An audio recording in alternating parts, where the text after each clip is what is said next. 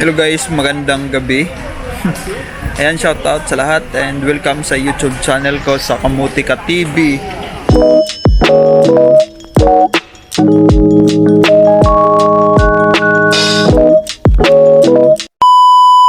And salamat guys sa lagi nanonood at sa mga nanonood pa lang. Don't forget to subscribe para ma-update kayo sa mga bago kong vlog. And sa mga gusto mag-Macau guys, panoorin yung mga vlog ko para magkaroon kayo ng idea dito sa Macau. Salamat guys sa support nyo. And shoutout sa mga nasa Pilipinas at sa mga OFW natin na gusto mag-cross country. Shoutout sa inyo.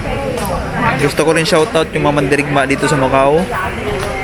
Ayan guys, galingan nyo. And stay focused sa kung anong goal nyo. And sipag, tiyaga at dasal lang yan. Yan ang sikreto sa mga para mabilis ka makahanap ng trabaho dito sa Macau. Ayan guys, salamat sa support nyo. Ayan, for today's video guys is i-share ko lang yung mga magbibigay lang ako ng mga tips sa mapupunta ng Macau. Ayan guys, ayan, bibigay tayo ng mga real talk yung mapupunta ng Macau. Ayan guys, panoorin nyo to, tapusin yung video na to para magkaroon kayo ng idea dito sa Macau, yung mga dadatnan nyo, yung mga unexpected nyo na mangyayari, yung mga expected nyo na mangyayari. Ayan, dito nyo malalaman sa vlog na ito. Ayan guys, yung mapupunta ng Macau, ito muna yung topic natin ngayon, yung mapupunta ng Macau. Ayan guys, yung mapupunta dito sa Macau na gusto maghanap ng trabaho, mag-cross country o galing Pilipinas, o yung may mga kamag-anak dito sa Macau is, pagdating nyo dito sa Macau guys, siyempre maghanap kayo ng trabaho, hindi madali. Talagang dapat buo yung loob mo pagdating mo dito ng Macau. Buo dapat isip, katawan mo, spiritual, dapat buo. Hindi yung pumunta ka lang dito, hindi ka buo. May kasama kang pagduda, dapat talaga decided ka talaga yung gusto mo magkatrabaho is talaga mula sa galing talaga sa puso at sa isip mo, siyempre sa gawa din. Yun ka dapat pagdating mo ng Macau guys, dapat talaga dapat maano yung loob mo, malakas yung loob mo, kasi kung mahina ka dito sa Macau guys, mahina yung loob mo, hindi ka pwede dito, especially pag mandirigma ka dito sa Macau. Dapat dito guys, palakasan ng loob, hindi ka dapat panghinaan. Yun yung ibig ko sabihin. Hindi pagdating mo dito may trabaho ka na agad, hindi ganun guys, hindi ganun. Pagdating mo dito is maghahanap ka ng trabaho. Pagdating mo dito sa Macau, hindi yung trabaho yung maghahanap sa'yo, ikaw yung maghahanap. Karamihan kasi yung iba dito, expect nila pagdating dito sa Macau may trabaho na agad. Guys, hindi ganun. Sinasabi ko na sa inyo ngayon pa lang na hindi ganun dito sa Macau. Pagdating mo is may trabaho, hindi, maghahanap ka pa ng trabaho. Araw-araw ka alis, araw-araw ka mag-a-apply. Ganun. Hindi yung trabaho yung maghahanap sa'yo, ikaw yung maghahanap ng trabaho. Ganun guys dito sa Macau. Ang daming mandirigma dito, araw-araw na alis. Pero dalawa lang agency na pinupuntahan, 3. Dapat lahat ng agency dito sa Macau, araw-arawin mo puntahan. Yan, mga mandirigma dito sa Macau guys, araw-araw nyo puntahan lahat ng agency. Yung mga pupunta dito ng Macau guys, yun yung araw-araw nyong gagawin. Pupunta kayo sa mga agency, magpapasa kayo ng CV. Pupunta kayo sa mga agency na in-upload ko. Panoorin yung mga tips ko. Yung mga tips is garantisado yan na effective yan kasi ginamit ko yan. Yung mga binibigay ko sa inyong tips. Yun guys, yung expected nyo dapat pagdating nyo dito is talagang kaya nga mandirigma diba? Kasi makikidigma ka talaga dito. At ang dami nyo guys, hindi lang ikaw, marami kang kakompetensya. Hindi lang ikaw pagdating mo dito sa Macau, hindi lang ikaw yung maghahanap ng trabaho, marami kayo. Yung kaibahan lang guys, kahit marami kayo, lamang ka sa kanila. Kasi nga masipag ka. Sipag ka, araw-araw ka naalis, pinupuntahan mo lahat ng agency.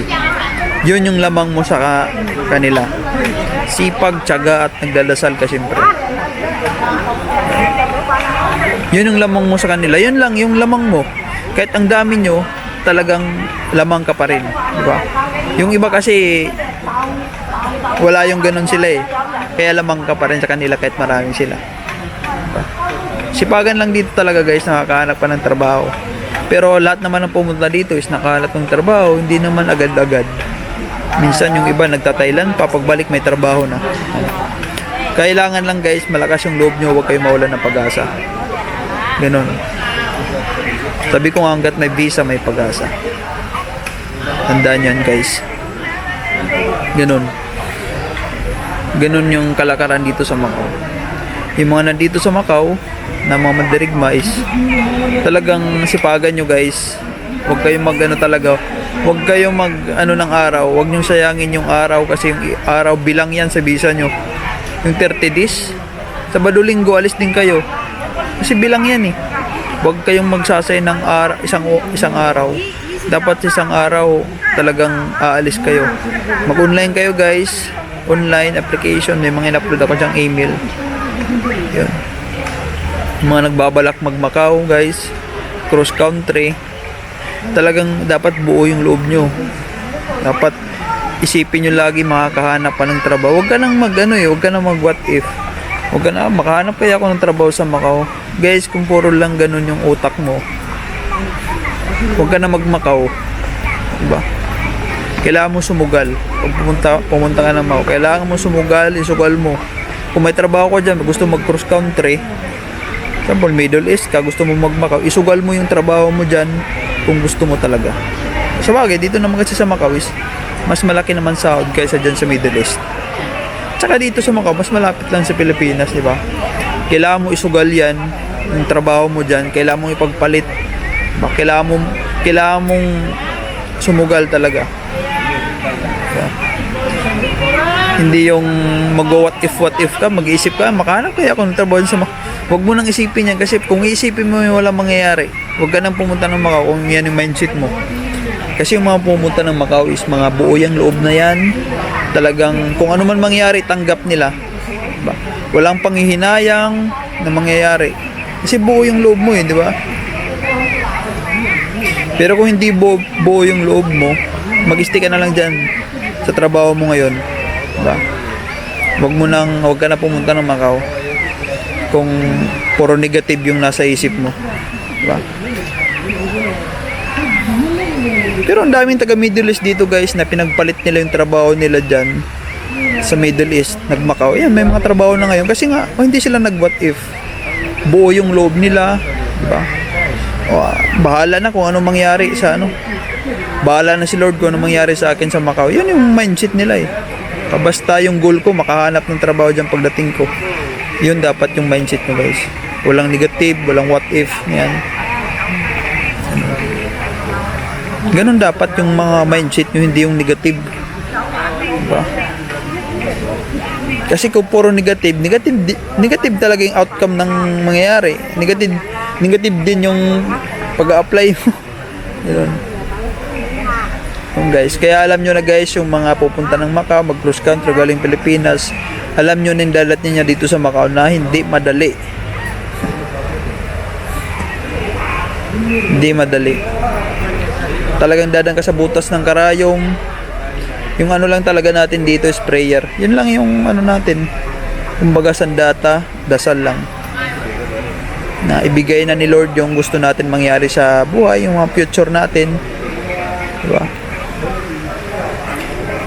Ganun. Huwag na kayong mag-what if. Yung guys, yun yung sinasabi ko. And kung may pangarap kayo is sundin nyo, di ba? Dito naman sa Macau is panoorin nyo guys yung mga vlog ko para magkaroon kayo ng idea. Isa-isayin nyo yung mga video ko para may idea kayo. Kasi yung mga video ko na yan is para sa inyo, yung mga gusto mag-Macau. Mga ano yan, additional knowledge yun para pagdating nyo sa Macau dito is may ano na kayo, may idea. May knowledge na kayo about Macau kung paano ba maghanap ng trabaho. Ano ba yung ginagawa dito sa Macau, di ba? Ganun. Ano bang buhay ng mga mandirigma dito? Ganun guys. Yeah. Daming Pilipino na dito. Ng cross country. Yeah. Baka isa ka na ngayon. Ikaw nanonood ngayon, baka isa ka na. Isa ka na sa susunod na pupunta ng Macau. Yeah. Good luck, kaya mo yan. Huwag kang panghinaan ng loob. Iba nga nakaya nga namin, ikaw pa. Lahat naman. Lahat nabibigyan ng trabaho, hindi lang agad-agad. Sabi nga nila, in God perfect time, di ba? May nakaplano sa iyo yan, si Lord. Ganun guys, ganun lang. And sinabi ko na sa inyo, mga dapat yung dito sa Macau na hindi madali. Ang daming nagko-comment dyan, idol, so pumunta ka ng Macau. Pumunta ka ng Macau. Kung yan yung gusto mo, pagdasal mo na makapunta ka ng Macau. Yan, dati mga pinapangarap lang nila na pumunta ng Macau. Yan, pumunta ng Macau. Ngayon may mga trabaho na. Ayun yung nakakatawa. Yan yung mga gustong nakaka-inspire na kwento. Yung dati pinapangarap mo lang, pero pag ilang buwan nandito ka na sa Macau, tapos may trabaho ka na. Yung nakakatawa yung ganun. Mahirap yung pinapangarap mo lang na mag-Macau, tapos nag-Macau ka, tapos after ilang months nasa Pinas ka. Ayan yung pangit na pangarap. Dapat hindi ka huwag kang uuwi na wala kang trabaho. Yun lang guys, yun lang may sasabi ko sa inyo. Kasi maraming nag-e-expect na pagdating ng Macau, may trabaho na agad. Hindi ganun. Hindi ganun guys. Hindi ganun kadali, and talagang dadaan ka sa butas ng karayom. Diba? May idea na kayo, ha? Ganun. Makikipagsapalaran ka talaga dito. Ganun naman eh. Yun yung pangarap mo eh, di tuparin mo, di ba? Walang trabaho dito na madali guys, ha? Huwag kayo mag-expect na kukuya-kuya-kuy lang kayo dito. Hindi madali, and huwag nyong gawin yung mga binablog ko na iba na mga nangyari sa mga OFW na mga ka-start lang sa trabaho na terminate agad. Huwag nyong gagayahin yun, ha? Dapat pag nagkatrabaho kayo is talagang enjoy nyo, gawin nyo yung tama yung trabaho nyo. Huwag kayong pasaway para tuloy-tuloy yung trabaho nyo. Ang daming gusto ng trabaho na yun, sasayangin mo, di ba? At maswerte ka, nasa iyo yung trabaho na yan, dapat pagbutihin mo. Yun lang guys, and kaya nyo yan. Huwag kayong mawalan ng pag-asa, and always pray. And ayan, thank you so much guys sa support. I love you all.